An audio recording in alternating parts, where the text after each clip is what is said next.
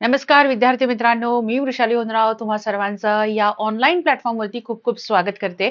बघा मित्रांनो, जसं तुम्ही पाहू शकत आहात, की नोकरी आणि स्पर्धा परीक्षा आम्हाला दोन्हीही करायचं आहे, पण आम्हाला वेळ मिळत नाही, लिंकच लागत नाही, कधीतरी अभ्यास होतो, कधीतरी नाही होत आणि मग अगदी ऑफिसचं काम आलं तर आम्ही महिना अभ्यास करत नाही. असे खूपसे प्रॉब्लेम्स तुम्ही लोकं फेस करत असतात. मला आणि हे मी शोधून काढलेले नाहीयेत. तुम्हा लोकांचा मला फोन येत असतो, आपलं डिस्कशन होत असतं. सो त्याच्यातून आपण हे शोधून काढलेलं आहे. लक्षात येतंय? सो आत्ताचा जो व्हिडिओ आहे हा मी स्पेसिफिकली कशासाठी बनवलाय? याच कारणासाठी बनवलाय, की तुमचे जे छोटे-छोटे प्रॉब्लेम्स आहेत आणि सगळ्यांचा कॉमन प्रॉब्लेम आहे बरं का, वेगळा असं काही नाहीये. तर त्याच्यावरती बेस्ट सोल्युशन्स काय असू शकतात? आपण कुठे चुकतोय? हे आपल्याला माहिती पडलं पाहिजे. त्याच्यासाठी मी एक 10 गोल्डन रूल्स आहेत. आपण ह्या रूल्सला कुठे ब्रेक करतोय ते आपल्याला कळलं पाहिजे. ओके, तुम्ही ह्या रूलला कुठे ब्रेक करत असाल तर नक्कीच त्याच्यावरती काम करा. मी रूल्स पण दिलेत आणि त्या रूल्सचे काही उपाय पण दिलेत आणि त्याच्यातून आपण काय चुकतोय ते सुद्धा आपण इथे डिस्कस करणार आहोत. तर जॉब करणारे मित्र असतील किंवा मैत्रिणी असतील, कोणीही असू द्या, मॅरिड आहात आणि तरी करायचं असेल बघा, मॅरिड पुरुषांच्या जबाबदाऱ्या वेगळ्या असतात, त्यांना कुठेही रिस्क घेऊन चालत नसते. ओके, तसं मॅरिड वुमेनच्या जबाबदाऱ्या वेगळ्या असतात, त्यांना डेली डे टू डे ऍक्टिव्हिटीमध्ये बऱ्याचशा गोष्टी असतात. ओके, आता मला बऱ्याचशा मैत्रिणींचा येतो की आम्हाला जॉब पण आहे, घर पण सांभाळायचं आहे आणि आम्हाला अभ्यास पण करायचा आहे. तर बाई तू सुपर वुमन नाहीये, त्यामुळे असलं काहीतरी हायटेक गोष्ट करू नको. ओके, म्हणजे over larger than life Salman खानचे जे पिक्चर्स होते मध्यंतरीच्या काळातले, जसं दबंग म्हणा किंवा रेडी म्हणा, असं लार्जर दॅन लाईफ असं काही होत नसतं. जे काही होत असतं ते अगदी चौकटीत होत असतं. ठीक आहे. सो हा व्हिडिओ त्याच्यासाठी आहे की तुम्हाला नोकरी आणि स्पर्धा परीक्षा असं दोन्ही करायचं आहे. ओके, माझ्या सर्व स्पेशली सगळ्या मेल फ्रेंडसाठी हा व्हिडिओ मी बनवलेला आहे. रिझन असं आहे की जॉब तर सोडता येत नाहीये, पण अभ्यासही करायचा आहे. तर तुमच्या काय चुका होत आहेत त्याच्यासाठी हा व्हिडिओ स्पेशली आपण तयार केलेला आहे. शेवटपर्यंत बघा आणि तुमचे अजून काही डाऊट्स असतील तर प्लीज कमेंटमध्ये टाका. I will try my level best to give you answers. Right? चलो स्टार्ट करूया. तर सगळ्यात महत्वाची गोष्ट बघा, नोकरी कर स्पर्धा परीक्षेची तयारी करायची आहे म्हणजे थोडं अवघड वाटतं, पण योग्य पद्धत ठरवली तर त्याच्यामध्ये म्हणजे तुम्हाला सगळ्याच अँगलने, सगळ्याच दृष्टीने तुम्हाला त्याच्यामध्ये मदत मिळू शकते. म्हणजे या व्हिडिओमध्ये आपण काय पाहणार आहोत तर 10 नियम आहेत. अवघड नाही. जर का तुम्ही ठरवलं, ज्या दृष्टिकोनातून बघाल ना त्या दृष्टिकोनातून दिसेल. तुम्ही असं ठरवलं की हे कठीण आहे तर ते कठीणच आहे आणि तुम्ही ठरवलं हे शक्य आहे तर ते शक्यच आहे. ओके, आपली मानसिकता ही सर्वस्वी आपल्या हातात असते आणि त्याच्यावर कसं डील करायचं हे सर्वस्वी आपल्याकडे असतं. समजलं? सो ह्या अँगलने, ह्या विचाराने आता आपल्याला पुढे वळायचं आहे. बघा पुढचं काय आहे, सगळ्यात पहिलं की ध्येय स्पष्ट ठेवा. ओके, आता हा सरकारी नोकरी मिळवायची हे एक असं. सरकारी नोकरी म्हणजे काय? खूप सारे डिपार्टमेंट्स आहेत, खूप साऱ्या परीक्षा आहेत. काय मिळवायचं आहे हे फिक्स करा. आता एमपीएससी करायची आहे की तुम्हाला सरळ सेवा द्यायची आहे की तुम्हाला युपीएससी करायची आहे, तुम्हाला पोलीस भरती करायची आहे, तुम्हाला बँकिंग मध्ये जायचं आहे, कशात नेमकं जायचं आहे ते डिसाईड करा. तुमच्या एज्युकेशन वाईज, तुमच्या क्वालिफिकेशन वाईज तुम्हाला कोणती पोस्ट मिळू शकते ते बघा आणि कोणत्या वर्षी त्याच्या जागा निघणार आहे. जसं आता सरळ सेवेच्या जागा या दरवर्षी फिक्स नाही निघत ना, दरवर्षी फिक्स नाही निघत, पण ज्यावेळेस येतात त्यावेळेस त्याचा पूर्ण हंगामा असतो. मग येईल येईल येईल मग अभ्यासाला लागणं हा गाढवपणा आहे. येणार हे पक्का आहे, कारण खूप सारे लोक रिटायर होत आहेत, ते स्वतःहून ते जातात, म्हणजे जागा रिक्त होत आहेत ना. मग रिक्त होत आहेत, मग त्या रिक्त जागेवरती खालच्या लोकांना प्रमोशन देऊन वर आणायचं, मग खालच्या ज्या जागा रिकाम्या होत आहेत तर ह्याच्यासाठी शासनाला वेळ लागतो. ओके, मग ते शासन त्या लेवलवर काम करते. मग तुमचं काम काय आहे तर अभ्यास करायचं, परीक्षेची तयारी करायची, डॉक्युमेंट रेडी करून ठेवायचे, अभ्यासाचे विषय काय, म्हणजे परीक्षेला एक्झॅक्टली रचना काय असते, विषयानुसार मार्क कसे असतात, काय रिक्वायरमेंट आहे, बुक सोर्स काय आहे, आपल्याला कोणता विषय कठीण जातो, आपल्याला क्लास कोणता लावायला पाहिजे आणि क्लास लावून कितपत आपल्याला अभ्यास करता येणार आहे, या सगळ्या गोष्टी मॅनेज करता आल्या पाहिजे. लक्षात येते? म्हणजे कोणत्या वर्षी येणार. आता मी 12वीला आहे, बरेचसे लोक आहेत 12वी करत ग्रॅज्युएशन करत अभ्यास करतात. खूप छान आहे. त्यांचं फिक्स आहे, की BA होईपर्यंत गट ब, गट क चा अभ्यास कंप्लीट होणार, तलाठी कंप्लीट होणार, पोलीस भरती कंप्लीट होणार आणि मग आता पोलीस भरती 12वी झाल्यानंतर तुम्ही लगेच देऊ शकत असता. पण गट ब, गट क वाले असे मी बरेच विद्यार्थी मित्रांशी बोललेली आहे, की 12वी ते 15वी म्हणजे ह्या दरम्यान 12वीचा रिझल्ट लागल्यावर ते इतके स्ट्रॉंग अभ्यासाला लागतात, की 23-24व्या वर्षी त्यांच्या प्री वगैरे सुटून ते एखाद्या पोस्टवर बसलेले असतात. ऍटलीस्ट त्यांना ना स्पर्धा परीक्षेचा आवाका लक्षात आलेला असतो. पण अनेक मित्र असे आहेत की जे ग्रॅज्युएशन झालंय, नोकरी लागलेली आहे आणि मग त्या नोकरीमध्ये कुठेतरी डिससॅटिस्फॅक्शन आहे, चिडचिड होतीये, खूप प्रेशरच आहे, बॉसची कटकट आहे, ट्रॅव्हलिंग आहे, नाही बाबा फिक्स एक सरकारी काहीतरी असायला पाहिजे, अशी मानसिकता ज्यांची आहे त्या लोकांनी पहिल्यांदा पेपर वर्क तयार करा स्वतःचं. ओके, मला काय जमू शकतं, मला गट ब गट क जमू शकतं, मला राज्यसेवा जमू शकते, मला युपीएससी. आता राज्यसेवा युपीएससी रातोरात येत नसते, ते बाजूला ठेवा. आता आपल्याला फिक्स पाहिजे असेल तर खालती एक काहीतरी एक एज्युकेशन वाईज आपल्या क्वालिफिकेशन नुसार डिसाईड करा, त्याचा अभ्यास बघा, त्याच्या पोस्ट कशा असतात ते बघा, त्या पोस्टला काय कामं असतं ते बघा. असे अनेक व्हिडिओ मी या चॅनलवरती अपलोड केलेले आहेत आणि जशी जशी ऑथेंटिक माहिती माझ्यापर्यंत पोहोचते ना, तसं तसं मी तुमच्यापर्यंत पोहोचवण्याचा माझा पूर्ण प्रयत्न आहेच आणि आपण ते करत राहणार आहोत. पण मला काय पाहिजे म्हणजे स्वतःला काय पाहिजे हे तुम्ही डिसाईड करा. Do a paper work. ठीक आहे, कोणत्या वर्षी येणार, कधी आलं तरी आपण काढू शकतो. लक्षात घ्या, ध्येय क्लिअर नसेल ना तर अभ्यास कधीच कन्सिस्टंट राहत नाही. म्हणजे काय होतं की आता मी UPSCचा अभ्यास करत होतो, मी 2 वर्ष अभ्यास केला, पण मला आता जॉब करावा लागत आहे, तर मी आता राज्यसेवा करतो. ओके, म्हणजे तुला UPSC 2 वर्ष अभ्यास केलेला असल्यामुळे यू हॅव बेस क्लिअर असं मी अज्युम करते.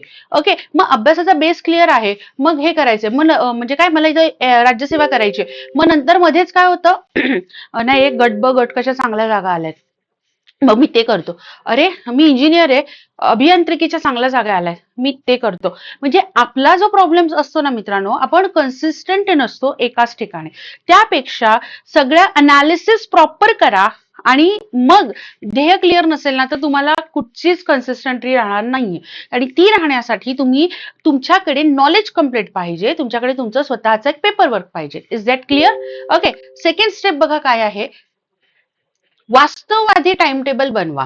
ओके, म्हणजे बरेचसे विद्यार्थी मित्र काय होतं माहितीये का, आज काय ऑफिसला जास्त काम नव्हतं, मी थकलो नाही, मी फ्रेश आहे, ऑन टाइम 9 ते 5, 5:30 ला घरी, 6 ला मी अभ्यासाला बसलो. ओके, पण हे कसं होतं, आठवड्यातून 2 दिवस होतं, उरलेले 5 दिवस काय होतं, वाया जातात. म्हणजे काय असतं, लक्षात घ्या, आज माझ्याकडे कमी वेळ आहे तर मी जास्त अभ्यास करतोय चांगले, पण आज माझ्याकडे वेळच नाही किंवा मी खूपच थकलोय तर मी अभ्यास कसा करू, मग ही गाढव चूक आहे. ओके, मग लक्षात घ्या, वास्तववादी म्हणजे काय, दररोज 2 ते 3 तास पुरेसे आहेत, पण ते नियमित असलेला पाहिजे. त्याच्यासाठी काय करायचं लक्षात घ्या, एक तर अर्ली मॉर्निंग किंवा लेट नाईट एक स्लॉट तुम्ही तुमच्या जॉब शेड्यूल नुसार डिसाईड करा. रोज आहे ना 2-2.5 तासाचं शेड्यूल बनवा आणि त्याच्यावर 2-2.5 तासाचा अभ्यास पुरेसा आहे का, असा प्रश्न लगेच डोक्यात आला असेल तर लक्षात घ्या, काहीच नसण्यापेक्षा ते भरपूर आहे. काय होईल, जे फुल टाइम अभ्यास करतात ते 60 दिवसात करतील, तुम्हाला 120 दिवस लागतील, चालेल ना, काय फरक पडतोय. पण ऍटलिस्ट तुम्ही रेसमध्ये आहात, ही फिलिंग, ही भावना सगळ्यात महत्वाची आहे, हे स्पिरिट खूप महत्वाचं आहे. लक्षात येते, त्यामुळे रात्रीचा किंवा सकाळचा एक पाहिजे, अभ्यासामध्ये कन्सिस्टन्सी पाहिजे. रोज 2-3 तास तुमचा अभ्यास झाला पाहिजे. आज तू एकाच दिवशी जेवतो का सगळंच्या सगळं जेवण, आज फक्त भातच, उद्या फक्त पोळ्याच, परवा फक्त कोशिंबीर, असं नाही खात आपण, रोज सगळं खातो. त्या प्रकारे अभ्यासही रोजच झाला पाहिजे. ओके, चलो पुढचा मुद्दा बघा, सिलेबस आणि परीक्षा पॅटर्न नीट समजून घेणे. ओके, म्हणजे काय असं, बरेचसे लोक आहे ना असं म्हणतात की हा एक कोणतं तरी पुस्तक घेतात, आता आम्ही बुक स्टोअरला वगैरे जातो, त्यांना नवीन सुरुवात करायची असते, मग एक पुस्तक घेणार आणि ते स्टार्ट करतात. ओके, एक पुस्तक द्या, पुस्तकवाला पण एक जीकेचं पुस्तक देतो आणि वाचा. ओके, जीके तर कॉमन आहे, पण तेच पुस्तक सफिशियंट आहे का, नाही. त्याच्यासाठी तुम्हाला काय पाहिजे, तर सिलेबस अभ्यासक्रम जो आहे ना तो पक्का माहिती पाहिजे. ओके, किती वेटेज येत आहे ते सुद्धा आपल्याला माहिती असतं, ते वेटेज आपल्याकडे पाहिजे आणि त्यानुसार मग आपण ठरवायचं की आता बेसिक रीड करून झालं, मग पुढे कसं जायचं. ओके, म्हणजे काय वाचायचं आणि काय नाही हे समजलं तर काय होतं, वेळ आणि ऊर्जा दोन्ही वाया जातात. समजलं नाही तर. ओके, हे समजलं नाही तर काय होतं, वेळ आणि ऊर्जा या दोन्ही गोष्टी वाया जातात. मस्त म्हणजे त्याला मी नेहमी एक म्हणते की you are smart only in handset but not in your real life. Okay, so real life मध्ये सुद्धा तुम्हाला स्मार्ट होणं खूप जास्त गरजेचं आहे. मग ते कसं शक्य आहे, तर लक्षात घ्या. आता मी फॉर एक्झाम्पल तलाठी एक्झाम बद्दल सांगते. आता आहे आपल्याला खूप होप्स आहेत आणि येणार पण आहे, एमपीएससी कडे जाणार आहे. तलाठी 4 विषयांची आहे: अंकगणित, बुद्धिमत्ता, इंग्रजी व्याकरण, मराठी व्याकरण, जीके जीएस. बरोबर आहे. आता काय होतं, बरेचसे लोक डायरेक्टली ठोकळा आणतात आणि वाचायला लागतात. इट्स गुड, पण हे बघा की तलाठी सोबत तुम्ही ग्रामसेवक देऊ शकताय, तुम्ही परत इतर ज्या एक्झाम्स आहेत अजून, जसं आरोग्य सेवकला तर हे आहे, काय म्हणतात, इतर गोष्टी आहेत, कृषीमध्ये देऊ शकताय. पण सगळ्या परीक्षांमध्ये जर का तुम्ही मॅनेज केलं तर 60% जो सिलेबस आहे, किमान किमान किमान 60% सेम आहे. मग एका परीक्षेचं एक पुस्तक वाचण्यापेक्षा तो सब्जेक्ट क्लिअर करण्यावरती भर द्या. मी सगळ्यांना, जेवढे लोक माझ्याशी बोललेले आहेत त्या सगळ्यांना मी काय सांगितलंय की परीक्षा त्याच्या फक्त तेवढंच फोकस नका करू. आज मला म्हणजे मला मराठी व्याकरण शिकायचं ते मराठी व्याकरण पूर्ण करणार, मला इंग्रजी शिकायचं तर मी इंग्रजी व्याकरण. म्हणजे तुम्ही कोणत्याही परीक्षा द्यायलासाठी तुम्ही स्वतःला एलिजिबल केलं पाहिजे सिलेबस वाईज. ठीक आहे, सांगायचा मुद्दा लक्षात येत असेल मी काय सांगण्याचा तुम्हाला प्रयत्न करते. ओके, पुढचा मुद्दा बघा की लिमिटेड पण दर्जेदार अभ्यास सामग्री असली पाहिजे. आता 10 पुस्तकं वाचण्यापेक्षा ना 3-4 स्टँडर्ड पुस्तकं ठेवायची. ओके, स्टँडर्ड पुस्तकाचा अर्थ काय असतो की परीक्षावाले म्हणजे परीक्षाचा पेपर सेट करणारे मॅक्सिमम त्या पुस्तकांचा रेफरन्स घेत असतात. समजलं, ते वाचायचं. आणि एक म्हणजे विश्वासार्ह नोट्सचा सोर्स पाहिजे. मग नोट्सचा सोर्स म्हणजे कुठचा क्लासचा, कुठच्या एक्स ऑफिसर बनलेला ते नाही. नोट्सचा जो सोर्स असतो ना तो स्वतःचाच असला पाहिजे. तुम्ही आधार घ्या इतरांचा, ओके, पण तो तुमचा सोर्स नाहीये, त्याच्यात तुम्ही स्वतःचं ऍडिशन करा. बरोबर. आता नोट्स कशा असतात बाळांनो, नोट्स ही कन्सेप्ट मुळात समजून घ्या. नोट्स मी माझ्या काढल्यात, याचा अर्थ काय होता माहितीये का, मला जे लक्षात राहत नाही, मला जे कळत नाही, मी ते नमूद करून ठेवले की ते मला वारंवार रिव्हिजन करता आलं पाहिजे. हा आहे नोट्सचा पर्पज. मग माझ्या नोट्स तुला उपयोगी होतीलच असा त्याचा अर्थ होत नाही. खूपशे मार्केटमध्ये पुस्तकं आहेत, नोट्स नोट्स नोट्स नोट्स एकदम क्रेझी करून टाकले. काय केलंय, फॉन्ट छोटा केलाय आणि माहितीतले जे क्रियापद आहेत ना ती गाळलेत, बाकी सगळा पुस्तकातला मेन डाटा जशाचा तसा टाकलेला आहे. मग ह्या काय नोट्स आहेत? ओके, असं मूर्खापणाचे बळी ठरू नका. आलं लक्षात? पुढे बघा, वीकडेज रिव्हिजन आणि वीकेंडला हेवी स्टडी करायचा. म्हणजे वीकडेजला रिव्हिजन याचा अर्थ काय मी सांगते. आता बघा, तुमच्याकडे जर का व्हिडिओ म्हणजे तुम्ही एखादा क्लास वगैरे लावला असेल, ओके, तर काय करायचं, दररोज आहे ना 1 तासाचं व्हिडिओ लेक्चर कुठचंही अटेंड करायचं. आणि वीकेंडला ते जे आपण तुम्ही केलेलं असतं ना, म्हणजे अभ्यास, त्याचा बुक वाचणं, त्याच्या नोट्स आलेल्या असेल त्या काढून ठेवणं, त्याचे पीवायक्यू बघणं, किंवा ज्या कोर कन्सेप्टचा भाग असतो ना, आता मला काहीतरी नवीन शिकायचं म्हणजे आता पॉलिटीमध्ये मला मूलभूत हक्क शिकायचे आहेत, मग हा कोर कन्सेप्ट आहे, तो वीक एंडला शिकायचा का. आता वीकेंडचा अर्थ लक्षात घ्या, पूर्वीच्या काळाप्रमाणे आपण गेलो तर शनिवारी असणारा हाफ डे, लक्षात येतंय काय आलंय, शनिवारचा हाफ डे आणि रविवारचा फुल डे. ओके, आता आयटी वाले तुम्ही असाल तर तुम्हाला तर तुमचा शुक्रवार रात्रीपासूनच सुरू होतो, मग तुमच्याकडे 2 फुल डे. मग ह्या 2 दिवसामध्ये काय करायचं असतं, तर साधारणपणे 14 तास तुमचा अभ्यास झाला पाहिजे. म्हणजे जॉबला जाता तर किमान 8 तास जाता की नाही. मग त्याच प्रकारे ह्या 2 दिवसात 14 तासाचं शेड्यूल पाहिजे. बाकी दुनियादारी थोडी कमी करायची, बंद नाही म्हणता येणार पण कमी करा. ओके, आठवड्यात बघा चालू विषय, म्हणजे हे तुम्ही जे केलेलं आहे ना त्याच्याशी रिलेटेड काम करा आणि त्याची मॅक्सिमम रिव्हिजन करा. सुट्टीच्या दिवशी टेस्ट, अनालिसिस, सराव आणि जे हेवी टॉपिक्स असतात ना त्या हेवी टॉपिक्सला इथे कव्हर करून घ्यायचं असतं. समजलं? सो ह्याचं नियोजन जे आहे ना त्या डोक्यात फिक्स बसवा. आणि तुम्हाला येत नसेल ना कसं लावायचं, तर माझा मेंटरशिप प्रोग्राम घ्या, मी तुम्हाला शिकवते काय करायचं. मी तुम्हाला सगळं रेडी देईल, फक्त अभ्यास करा. आलं लक्षात? चलो पुढे बघा. आता रोज थोडा अभ्यास पण दररोज. म्हणजे काय होतं, एक दिवस माणूस 8 तास अभ्यास करतो, नंतर 8 दिवस त्या पुस्तकाकडे त्या अभ्यासाकडे ढुकूनही बघत नाही. मग ही घोडचूक आहे. रोज 3 तास म्हणजे कधीतरी 3 तास करण्यापेक्षा रोज 1.5 ते 2 तास अभ्यास झाला पाहिजे. लक्षात घ्या, एक सूत्र आहे, रोज अभ्यास म्हणजे प्रभावी अभ्यास, 8 तास अभ्यास म्हणजे नाही. वीकेंडला 14 तास अभ्यास करायचा आहे, पण रोज त्याच्यावर 2-2.5-3 तासाची रिव्हिजन द्यायची आहे. That is makes a big difference. आणि हे मला माहितीये, हे मला बोलायला सोपं आहे. मला माहितीये तुम्ही आता व्हिडिओ बघताना मनात बोलत असाल, या बाईला बोडबड करायला काय जातंय, हिने कधी केलंय. मी सुद्धा आता त्याच फेज मधनं जात आहे. फक्त एवढंच की परीक्षा नाही देते, पण तुम्हाला शिकवण्याआधी बाळांनो मलाही तेवढा अपडेटेड नॉलेज करावं लागतं ना. तर मी पण अभ्यास करते, मी पण कुठेतरी जॉब करते, मलाही घरच्या रिस्पॉन्सिबिलिटीज आहेत. सो एक गोष्ट लक्षात घ्या बाळांनो, बोलत नाही, कृती आहे म्हणून तुम्हाला सांगते.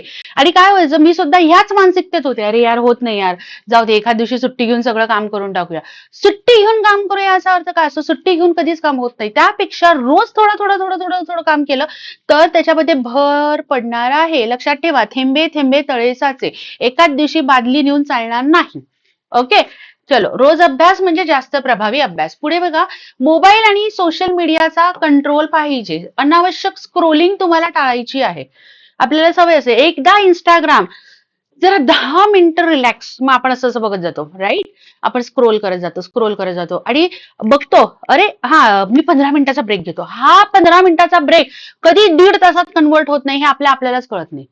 आपण सगळेच त्याचे बळी आहोत. मग अनावश्यक हे कळलं पाहिजे की नाही, अरे वेळ जातोय, I should not do this, stop.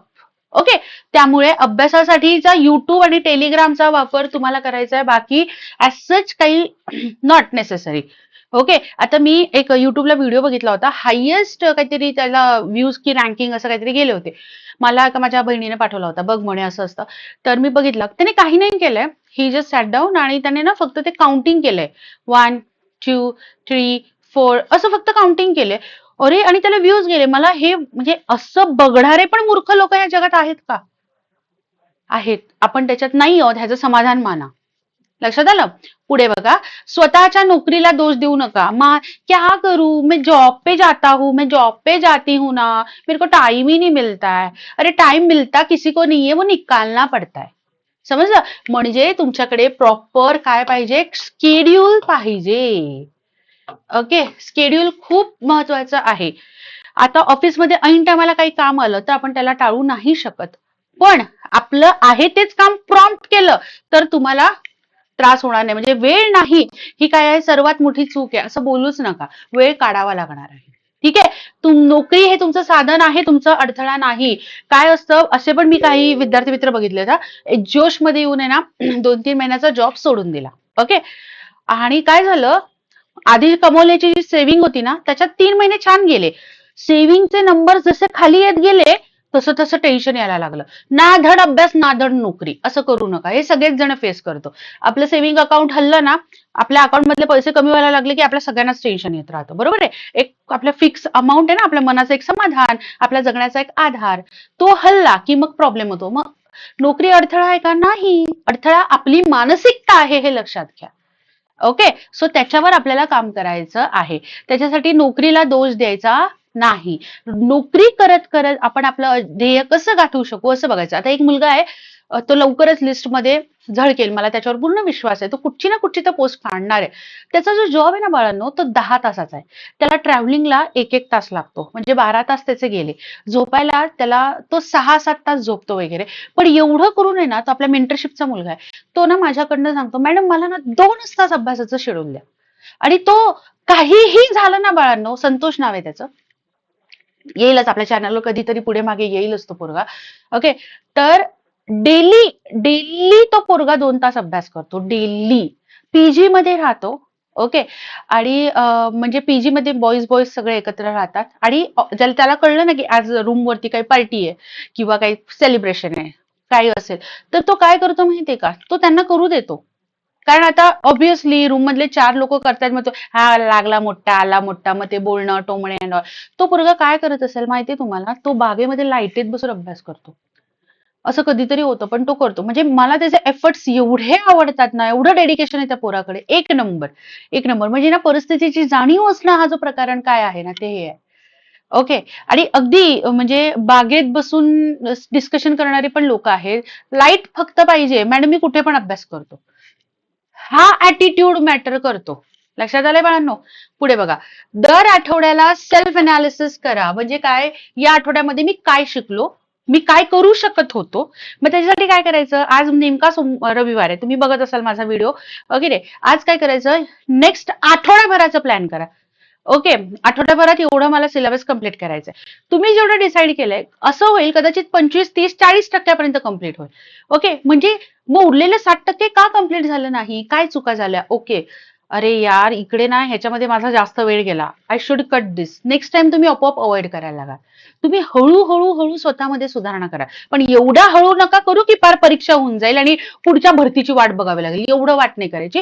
पण डेली ऍक्टिव्हिटीज मधून हे करा, म्हणजे कुठे चुकलो मी, काय स्वतःमध्ये इम्प्रुव्हमेंट करू शकतो, हे आठवडा टू आठवडा डिसाईड करायचं. आणि पुढील आठवड्यात मला काय सुधारणा करायची आहे ते. आणि ह्या ऍक्टिव्हिटी होतात का, हो. त्यासाठी ना बाळांनो खूपच जास्त सेल्फ सेंट्रिक व्हावं लागेल, स्वकेंद्रित व्हावं लागणार आहे. हे एवढं नक्की लक्षात घ्या. स्वकेंद्रितचा अर्थ स्वार्थी नाही बरं का. स्वतःवरती फोकस करून काय चुकतंय हे तुम्हाला शोधून काढावं लागणार आहे. दोष देत बसू नका, स्वतःला नाही, घरच्यांना नाही, नोकरीला नाही, बॉसला नाही, गर्लफ्रेंडला नाही, बायकोला नाही, कोणालाच नाही. दोष देऊ नका, मार्ग काढा. लक्षात घ्या, तुम्हाला जे एक्सपेक्ट असतं ना की समोरच्याने सुधारावं, समोरचा कधीच सुधारत नसतो, स्वतःतच सुधारणा करावी लागत असते. ओके, त्यामुळे self analysis daily, weekly, improvement. Got it. Next शेवटचा मुद्दा आहे, स्वतःवर विश्वास ठेवा आणि संयम ठेवा. ओके, पेशन्स हलवायचे नाहीत, संयम ठेवून काम करायचं, फक्त सातत्य ठेवायचं. नोकरी प्लस तयारी स्लो पण स्ट्रॉंग जर्नी आहे ती. म्हणजे माझा एक अनुभव सांगते, माझ्याकडे असे काही स्टुडंट्स आहेत जे जॉब करत करत करतात, त्यांची मॅच्युरिटी लेवल आणि त्यांची अंडरस्टँडिंग लेवल ना नेक्स्टच आहे, नेक्स्ट. का माहितीये का, कारण की ते फक्त अभ्यास नाही करत ना, ते जॉब करत असतात किंवा ते दुसऱ्या काही त्यांचा बिझनेस आहे, जे काही आहे, तर आहे ना त्यांच्यामध्ये लोकांमध्ये बसल्यामुळे किंवा लोकांशी डे टू डे ऍक्टिव्हिटी इंटरॅक्शनमुळे ना ती अंडरस्टँडिंग लेवल खूप छान डेव्हलप झालेली असते. ओके, त्यामुळे एवढंच डोक्यात ठेवायचं की तुमची स्ट्रॉंग तयारी होणार आहे. Just be focused on the topics. Okay, म्हणजे यश हे एकदम येत नाही, पण ते येतं हे नक्की असतं. आणि ते येतं म्हणजे ते चालत स्वतःहून येणार नाही, ते तुम्हाला आकर्षित करावं लागणार आहे स्वतःकडे. आणि ते कसं आकर्षित होणार, तर फक्त मेहनत आणि संयम ह्या दोन गोष्टींवरती ते आकर्षित होणार.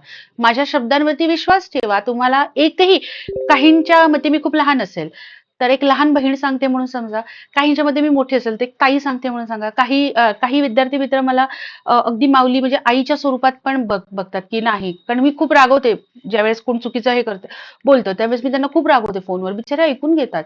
पण असं आहे ना, त्यांना वाईटही वाटतं, बट त्याच्यात इम्प्रुव्हमेंट झाली ना की ते स्वतःहून खुश होऊन फोनही करतात.